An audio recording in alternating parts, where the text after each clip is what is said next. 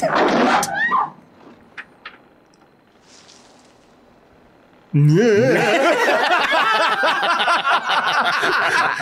that's a serious scene, though. That's not him playing. That's not him playing it up. He's actually trying to play it serious. We had that look on our face before, right? I mean, I think I can tell him like, just don't react at all. Yeah. Now, who am I to talk? If I was like, 20 feet over a broken bridge with deep water like that, I'd probably go, yeah. I'd probably do the same thing too. I wouldn't be the smoothest guy. I know, but if you're an actor who's actually not over that bridge, he's supposed to pull it back in. He can't do it, man. Yeah. He can't.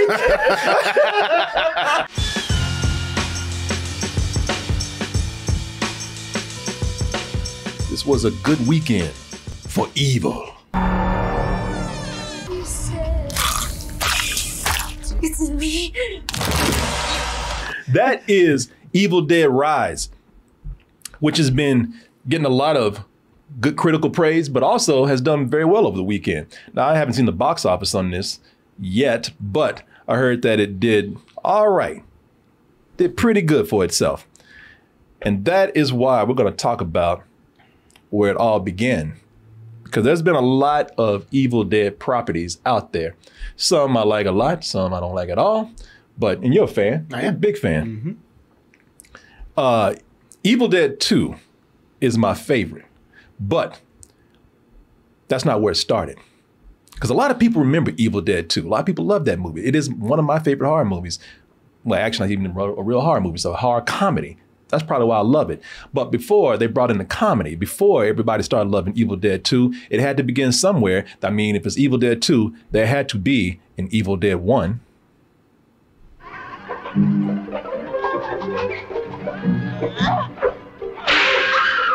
Damn, spanked her ass. Yeah. Looking good, girl.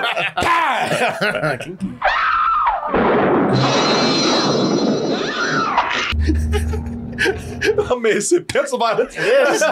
There was a subgenre. Yeah. This pencil to foot violence has got to stop. Possessed by the spirits of the book is through the act of bodily dismemberment. Oh, and bodily dismemberment leads to some very gory and bloody things. But this is Sam Raimi's directorial debut. And it was a very, very inexpensive film to make. Very much on the cheap side, as you can see here, but very effective. Ended up being considered as one of the best horror movies, at least for being so influential, and also for just the business that it made. I mean, I think this movie made 5 times its budget. Yeah. Or at least the investors got paid 5 times back what they put into it. Oh, nice. So it's considered to be one of the best horror movies out there, not just because of the scares or anything like that, even though it's in there, but just because of this being a small movie that did so well and had so much influence afterwards. This is very much an independent film. And also considered to be a film that has created one of the biggest pop culture icons, and that's Ash Williams. A Scream King, technically. Yeah, there you go. I never thought about that. Is that an actual term? I think so. It's nice. No, I came up with it. You just spit these out. I did. I was the first one that said it. Influential guy right here. Look at that. Yes, there you go. Trademark this shit. I know. Now, this came out in 1981, this movie right here. So even though it's considered to be everything that I was telling you, a lot of people still think about, Evil Dead 2. They think about the remakes that happened. They think about the show. They think about, and they think about Ash. But really, the Ash that we see that's sort of just a horror comedy icon. An idiot. And as well. he's gone through some Thor, Homer Simpson cycles. He's got that syndrome. He's gotten dumber throughout time. He's dumb and lucky. That's what he is. That's exactly what he is. But with this movie being the one that started it all, you still don't get a lot of people talking about it. Some hardcore fans you do, but you still don't get a lot of people that refer to this movie. It's kind of overshadowed very much by Evil Dead 2, which I can see why, because Evil Dead 2 is such an entertaining film. But we're going to go through this movie right here. Give it some respect for starting the whole thing and talk about some of the elements here that made it what it is. It's a very interesting film to watch now that Sam Raimi is Sam Raimi. Yeah. You know, now that everybody knows Sam Raimi, now that he's a filmmaking hero, now that he's a household name, it's very interesting to go back and watch this, because this is not only something where you're watching this to see, you know, how the Evil Dead series started out, but to also see how Sam Raimi started out. You know, because, you know, watching this is very fun to see some of the beginning of a few trademarks that happen here. You know his signature style, and it's something that he's applied to things outside of the horror genre.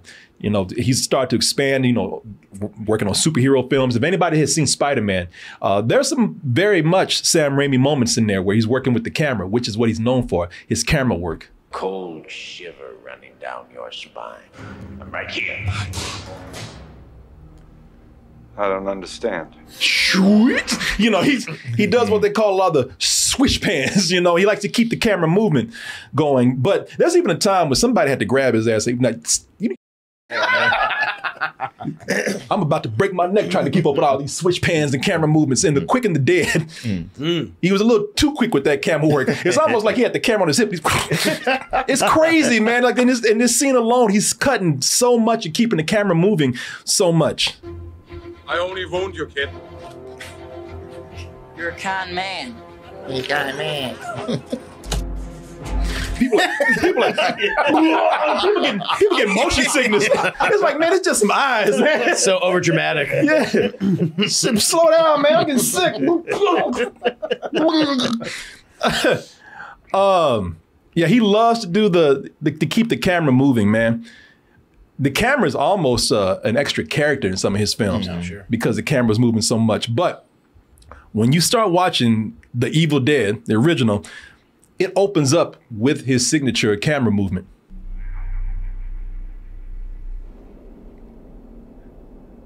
Now, I'm not gonna lie. There was a point I was watching this and I was whoa. It's like getting dizzy. Like, oh.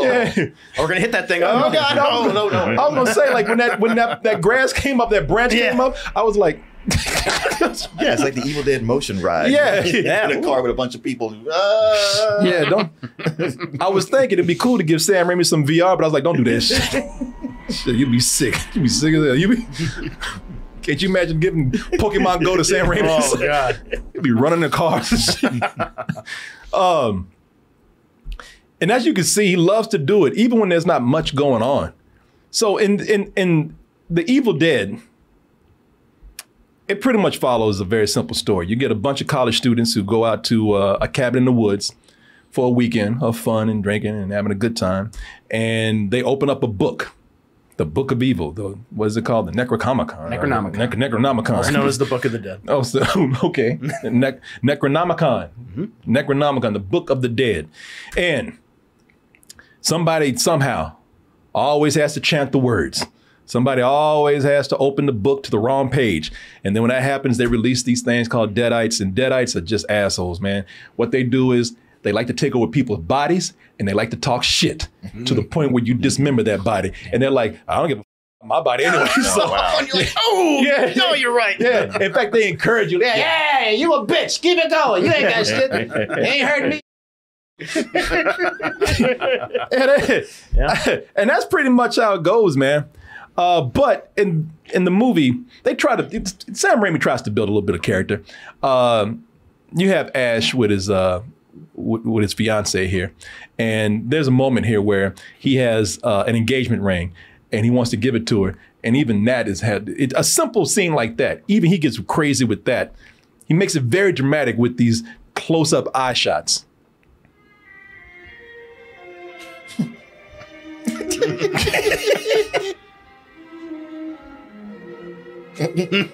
Like, you've been in the room, you'd be like, man, I'm tired of y'all playing here. It's arranged. Shit. Will you marry him? Fine. I'll go back to sleep. but yeah, man. I will tell you this. It is cool seeing a young Bruce Campbell, man. I know. You know, right With here. his unibrow. Yeah, with his unibrow. Looking like Bert or something. Ernie. And that was his Ernie. Yeah. He kind of looks like a high school emo kid right here or something, man. But That's like a Dumb and Dumber haircut right there. it does. Like Jim Carrey with a unibrow. Because some shots he looks like that. And some shots he turns around and looks kind of handsome, But it's that chin, boy. Oh, I yeah. always had that. Defining feature. Yeah. Chins could kill. Yeah. He's playing it mostly straight in this because we're so used to seeing him mugging and acting funny and making funny cameos. He's everything he does, he's pretty much playing with humor today. He's pretty much doing comedic stuff. Let me stress this though. I said he's playing it straight and he's playing it serious. He's trying to play it straight. Okay. It's still a little goofy in the movie. There's still a little bit of comedy in this. Well, that's the thing. I think that he wants to play it serious, but his face won't let him. He has rubber face. Yeah, He has that- He's even said it. I got rubber face. This is how I That look. rubber face is just bouncing all over the place, man. Because he tries to play it serious, but that face, it just won't let him. Don't let the noise fool you, girls. This thing is solid as a rock.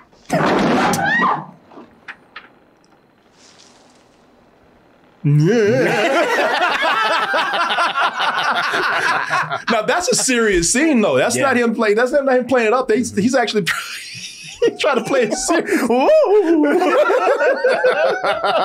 had that look on our face before, right? I mean, I think I have to tell him, like, just don't react at all.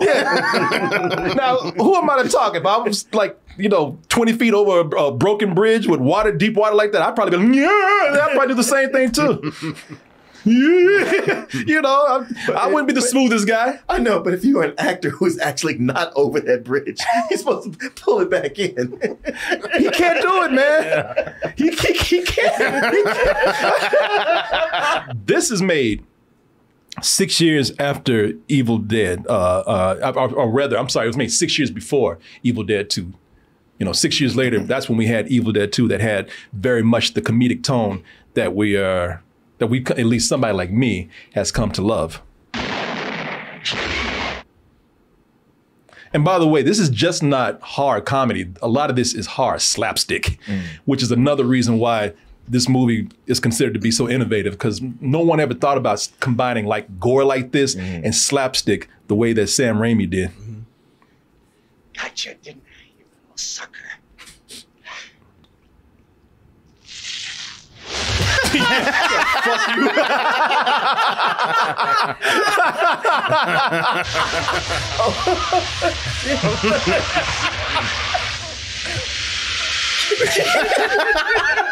Well, he's trying to swim through that.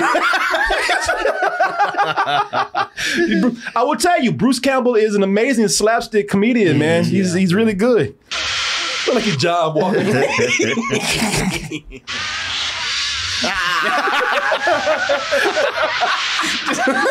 Like,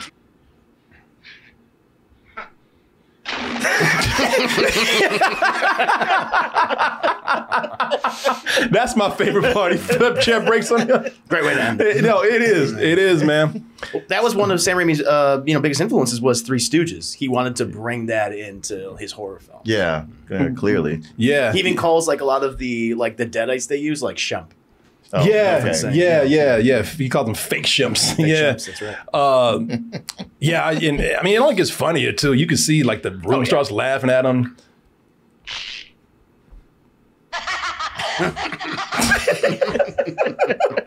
Oh, leave him alone. It's almost like he took the cabin that was in the first movie and just made it goofier. You know, a lot of these elements that you see here, like the deer head is in the original. Yeah. It's just not it's just not coming to life. Exactly. Because he didn't have the he money. didn't have the money to do it. So yeah, it's So you look at this movie, like which I said, which was made 6 years later after the original Evil Dead, and that movie was a flat out comedy, as you just saw. But people consider Evil Dead. You always hear this. That's the serious version of it that came first. And compared to Evil Dead 2, yes, it completely plays it mostly straight or more straight than that movie does. But between Sam Raimi's camera work and Bruce Campbell's reactions, Yes, Bruce Campbell being Bruce Campbell. rubber face, Yeah. A lot of this stuff is just funny. Yeah. It's still humor. hilarious. Yeah.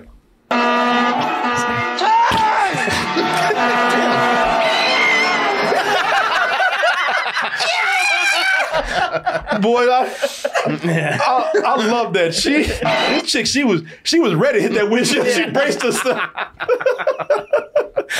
It's like Sam Raimi and Bruce Campbell are so naturally funny that the comedy just comes out. No matter how much they try to fight it. It's like play two straight. friends goofing off of each other. Yeah, man.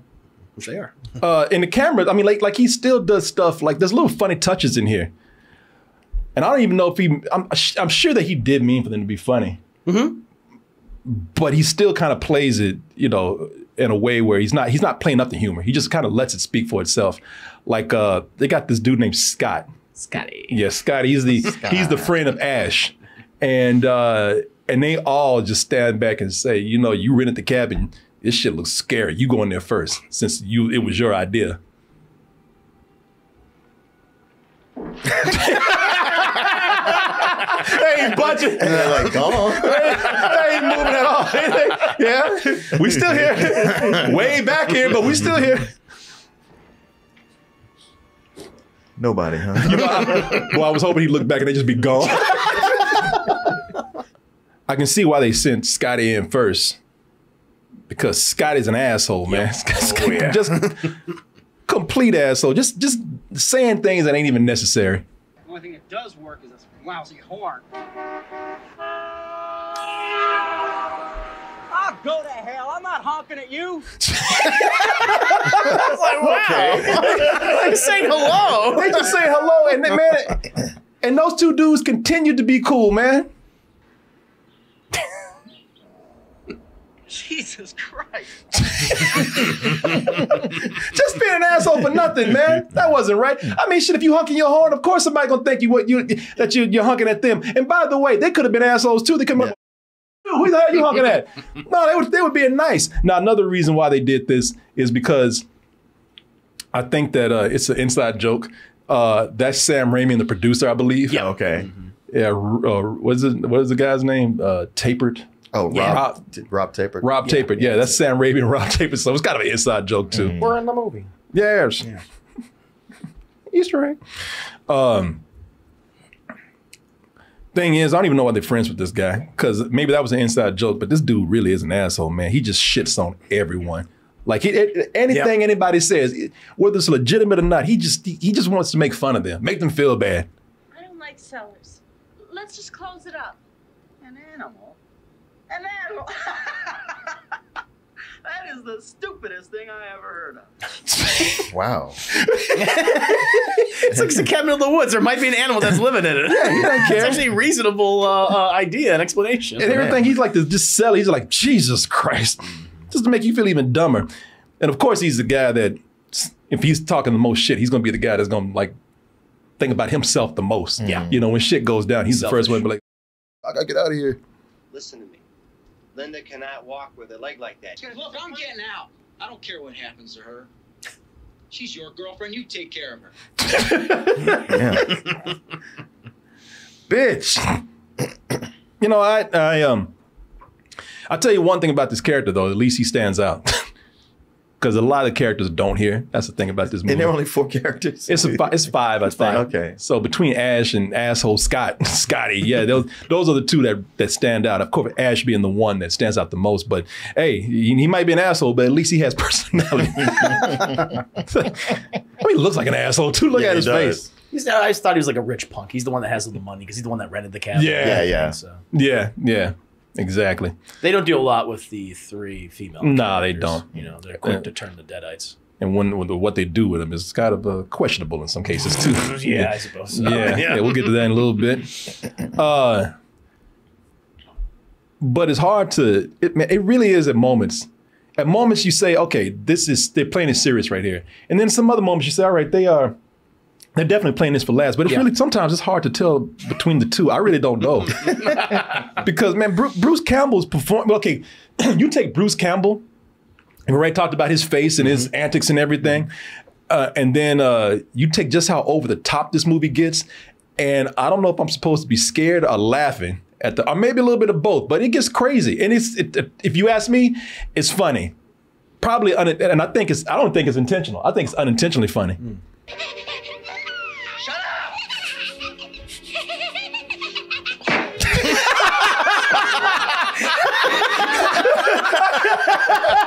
I don't think that was supposed to be funny, but I laughed my ass off. Shut up, bitch! Shut up! But hey, look, it's not a complaint because I'm getting enjoyment out of it either way. It works. It works. It works no matter what. If you want to think, the beauty of it is you can look at it as a comedy or you can look at it as a horror movie. Probably more as a comedy. I will tell you, okay, so maybe Bruce Campbell's serious acting is questionable. It's still entertaining, but maybe it's questionable. But I will say that you do see hints of his physical comedy coming out. Oh, yeah.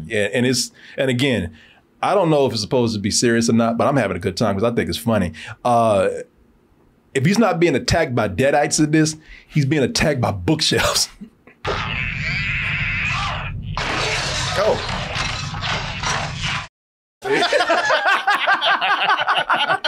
It was not done. No. Like if you just got back from IKEA and you built a shelf, do not let him come to your house. God damn it, that's the third one this week, man.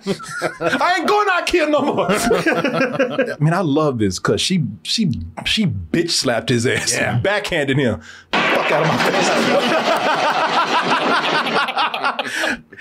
Shit, at least the chick that Morgan Freeman slapped, she had enough dignity to stand there and just take it. This fool went flying back, fumbling in the shit. Like, calm your ass down, man. You tore that down on purpose.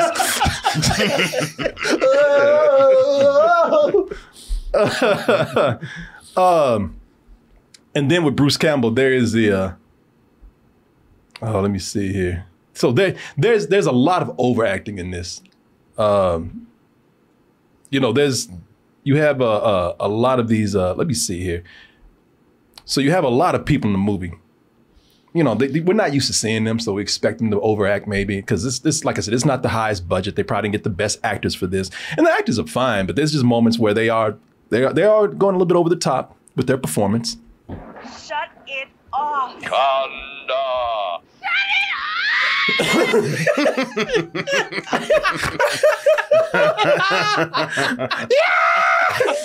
But okay, her, we haven't seen her in a lot of films like we've seen Bruce Campbell. So we see Bruce Campbell do it. It's just funny, because with them we expected most of the overacting in this is from Bruce Campbell. You bastards! Why are you torturing me like this? Why? Everybody betray me. That's a Tommy Wiseau. Tommy Wiseau moment right there. Yes, yeah. I expect to be like, oh, hi, Scott. Hey, Scotty. You know what? That's the thing about this. We remember Evil Dead so fondly that we don't think about how this started out just as such a cheap movie, complete with the terrible acting in there. Like Bruce Campbell is such an icon. And I don't mean this in any disrespect because now it is part of the fiber of this movie. It is, it is entertaining. It's what it is. Yeah. But he was being serious right here, but he was a terrible actor. Yeah. I mean, not quite John Wick 4 Keanu. No, not at all. He could say single words pretty well. God damn, that bookshelf acts better than John Wick. Put that motherfucker in the next John Wick movie. But nah, man, he was not the. No, that was not good. That's making me want to go. Cut. Let's do that again. Let's run that one more time. Can't win over the money. Keep going. Yeah. Hey, just let people let this one more time. Let this sink in. You know Bruce Campbell today. This is Bruce Campbell back then. Oh, you bastards! Why are you torturing me like this? Why? Why? He almost turned Mexican. Why? And then there are moments in here that you can tell that the movie, it's not taking itself seriously at all. Now, there are moments that are just so ridiculous, a line's delivered so, in such a comedic way, considering the circumstances of what they're in, that, yeah, this was meant to be funny. Scotty. Oh, you're not looking too You're good. gonna be okay. You're gonna be just fine. If your friend is looking at you like, yo, shit, you're probably Just stop lying. It's gonna be okay. You're gonna be just fine. His bones poking out of his arms. Yeah, he's got a and stuff. compound fracture down here. Ooh, his face all torn up. But it'll be okay. Yeah. He's gonna be It's just fine. It's gonna be fine. We're gonna get out of this.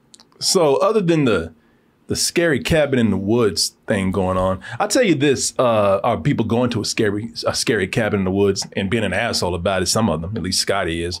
I would say that they're not the stereotype. You know, the stereotype I always mention in horror movies, the dumb white people in horror movie stereotype. That is white people stereotype in a movie, saying that it's not truly reflective of what you are. You would not make dumb decisions in a haunted house like this. Right. But this is, but they explain why a lot of things are happening. Like they can't leave. Yeah. The bridge is broken. Yeah. The Deadites are playing with the environment. So they give a good explanation why they're trapped here. But the other thing is the reason why they can't leave, one is all that stuff. Two, Scott is just still being an asshole, man, about things. So Cheryl is, I think she's Ash's little sister. Mm-hmm. And Cheryl she's an artist. She's drawing pictures around the cabin. And at one point, she gets possessed by a Deadite.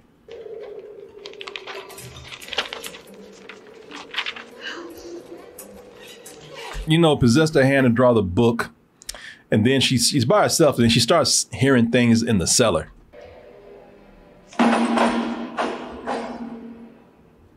So she makes the mistake of going back, and who's the first person she tells? Scott. Scotty, and what does Scotty do? Immediately just starts making fun of her. Now you can't hear, the sound is kind of low, so you won't be able to hear him at the table, but she's told him about the cellar. She's like, there's something down there. He's like, monsters in the cellar. She's like, being serious. Oh yeah, right, whatever, monsters in the cellar. Will you stop You're like, no, you dumb bitch. Stupid ass. Other than Ash and Scott the asshole right here, the characters are not that interesting. That's another thing with this. I can see why he wanted to make this over. Yeah. Because the movie could use a lot more character. I mean, most of these people are just there to be demon fodder, if you will. Meat. Yeah. I can see why Ash stood out, because, he's the last one standing, and, he's probably the one with whether, it's on purpose or not, he's more memorable because of the funny moments in here. Mm-hmm. But, that's another thing. Like, these people are just, they go pretty quick in the film. They're just there to die, turn into demons, and it does end up being leading to a crazy movie. The reason why it's so over the top, besides the gore and the blood and everything, is because Ash is the last one left.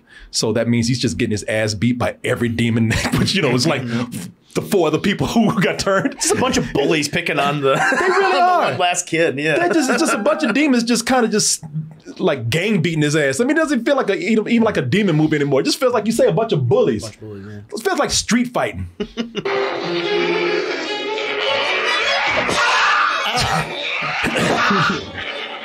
Give me some of the leg right here. Damn, bend his leg like a damn chicken drumstick or something. Yeah, like something you get from the Renaissance. Yeah. Turkey legs. Yeah. Shit, y'all making me hungry. I'm about to get some HelloFresh after this, man. Hey, we got to give a word out to our sponsor, HelloFresh, right now. HelloFresh, America's #1 meal kit. And the reason why is because it takes the hassle out of preparing a nice, healthy meal. And the thing with HelloFresh, the reason why people love it is because it saves you time and money, along with a lot of delicious recipes. Hey, listen, I bet you didn't know this, but using HelloFresh is about 25% cheaper than using a grocery store. Is that right? Nice. Yes. Yes, it is, man. 25% cheaper than takeout. Saves you line at the grocery store, and time is money. And also, speaking of time, because you're thinking, man, look, I don't know how to cook. I'm just gonna spend an hour or so just tearing up my kitchen. I'm just gonna be in there just. Somebody said, you want to know what it looks like when I try to cook something? it looks like that. You know, I don't know what I'm doing. Well, that's where, again, HelloFresh comes in, man, because with HelloFresh, they have these quick and easy meals that are fast and simple to make. I guarantee you, if I can do it, you can do it. And by the way, when you do it, let's just say you have a nice date coming over or something, they don't have to know anything. Just hide those HelloFresh bags, just put them away. Just tell them you're making your own meal and people will believe you. And they'll be like, ain't nothing like a man that can cook.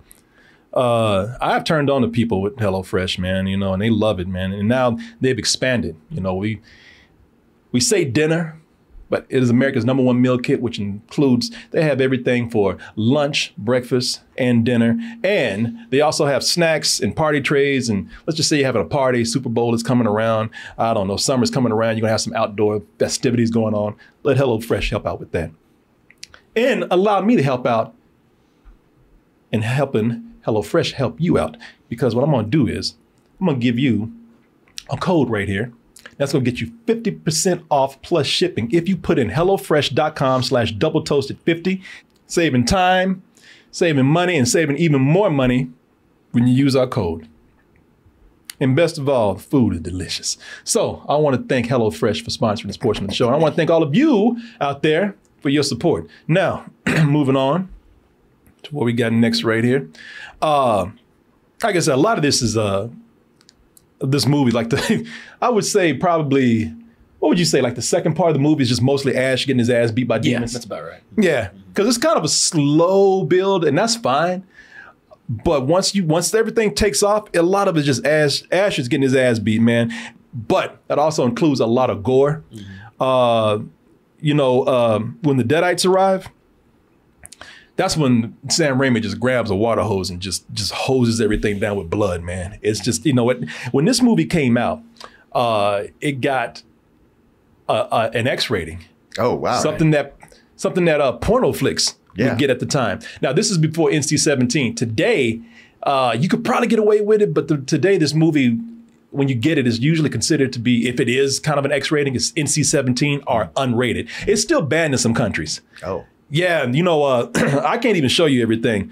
I will say, though, once the blood starts flowing, it doesn't stop.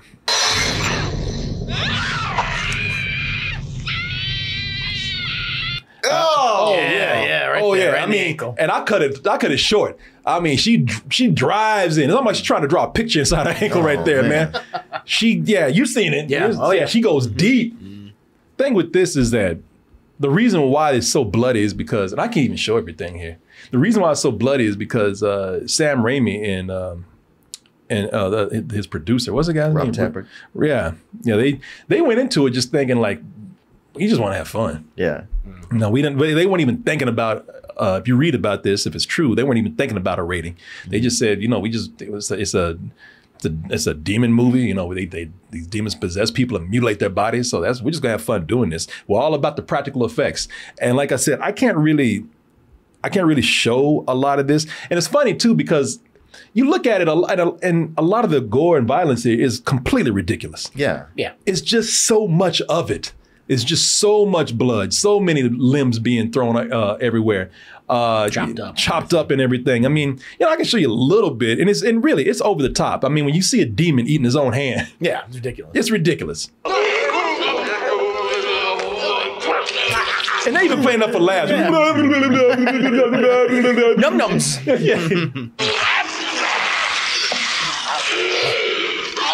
Y'all want some? That's silly. But there's just so much of it, and that's what the ratings board was looking at. Looking at when they saw this movie. It's just one scene after another, bodies getting chopped up. Mm-hmm. But it's fun looking at this from a practical effects level, because a lot of this, man, it's so obvious that it's an effect that it's actually kind of fun.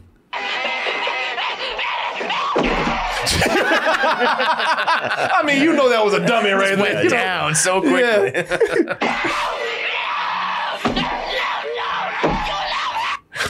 So the screeching too. Yeah. Sounds like the Tasmanian devil.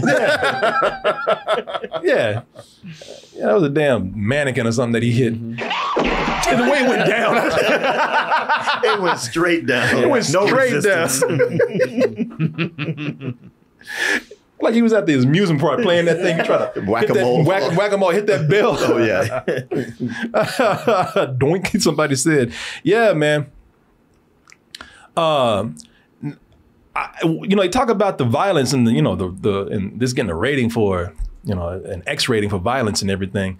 Very gratuitous, bloody, gory violence. But there's you never hear them talk about the thing that I find probably, or what I think what people find most disturbing in this.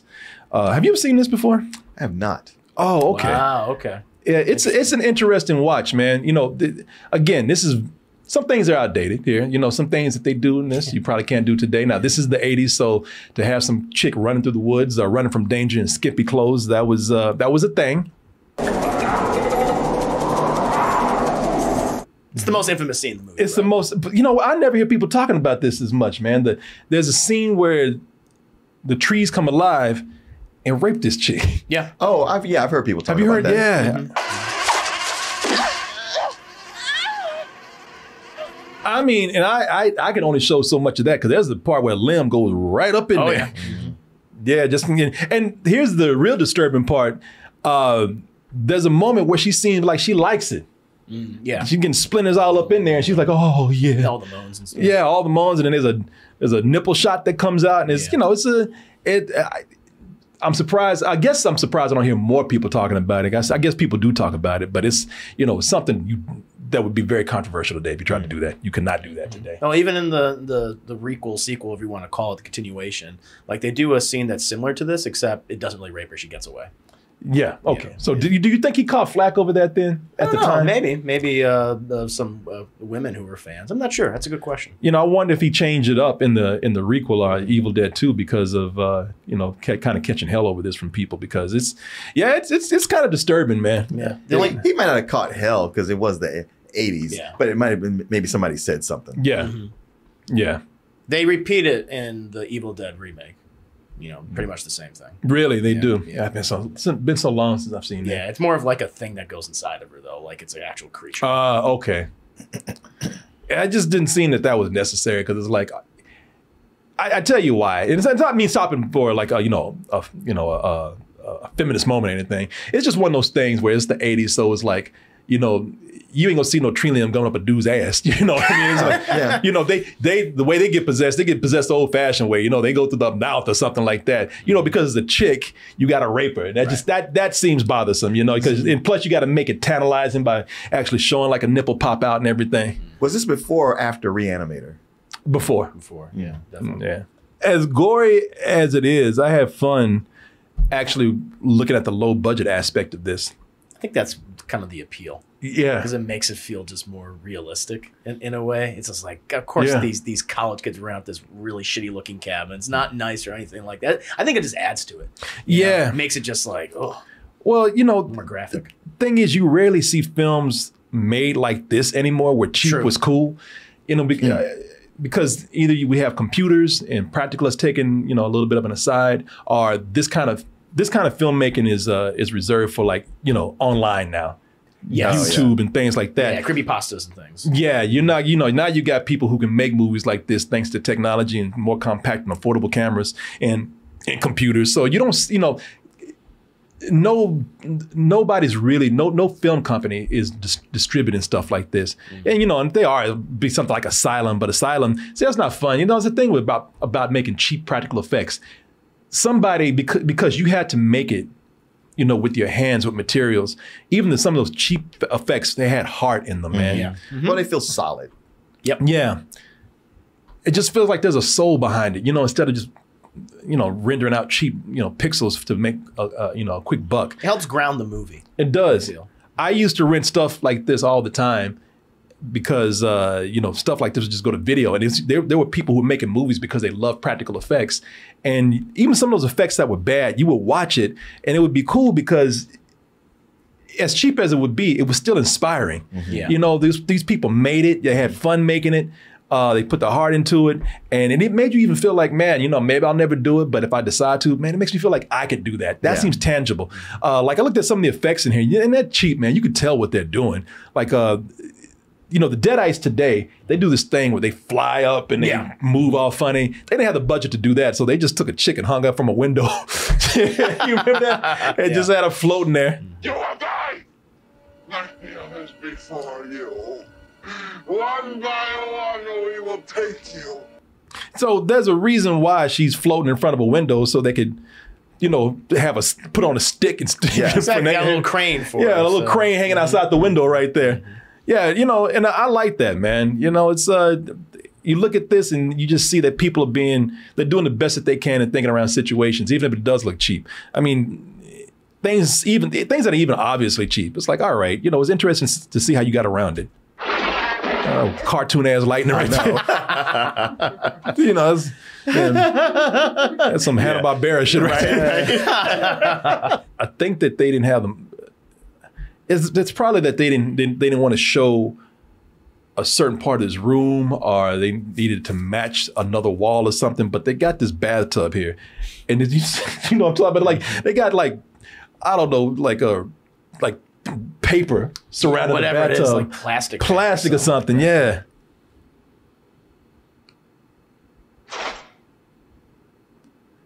Like yellow sheets. No, yeah, it's like I don't know what that was, man. I think it's just like, you know, this house is so completely unfinished. Or like, we just don't want to have it all exposed. Yeah, just put some yellow tarp on it. Yeah, that's what. Yeah, exactly. But at the same time, I like that it looks that way.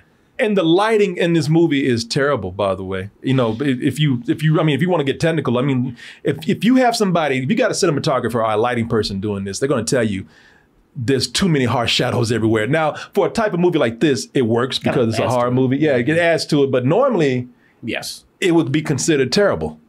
But because it's a horror movie and a creepy, you know, atmosphere in the woods, it works. It's fine. And here's another thing, man, with this movie. So it's just a lot of imperfections that work to the benefit of this film.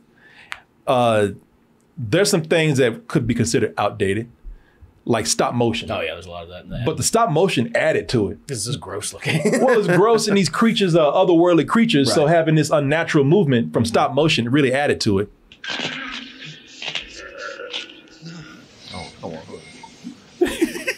I love a little green worm walking. I don't know what that was, just moseying on down. Look, wait a minute, hold on. It's Gumby. Is that a little Gumby? Hi! It looks like a little green penis. Yeah. And last thing here, well, at least for me, we'll let you add something. You know, I mean, unless you want to, you know, of course, you know the movie probably better than I do. If there's some stuff you want to add. I will say this, man. It's funny because, you know, when we talk about these movies and we say, man, we're so happy that they don't do fan service. You know, or we're happy when they don't do it too blatantly. Right. You know, that's what we liked about the Evil Dead Rise. And what we did not like about Evil Dead 2013. Yeah, they were doing, you know, homage, Easter eggs, you know, fan service. But they do it so much now with certain objects that when you watch it in the original, it feels like fan service now. Right, you're like, oh, here we go again. Chainsaw, here we go. And this is the first time they did it. I found myself, you know, accidentally rolling my eyes.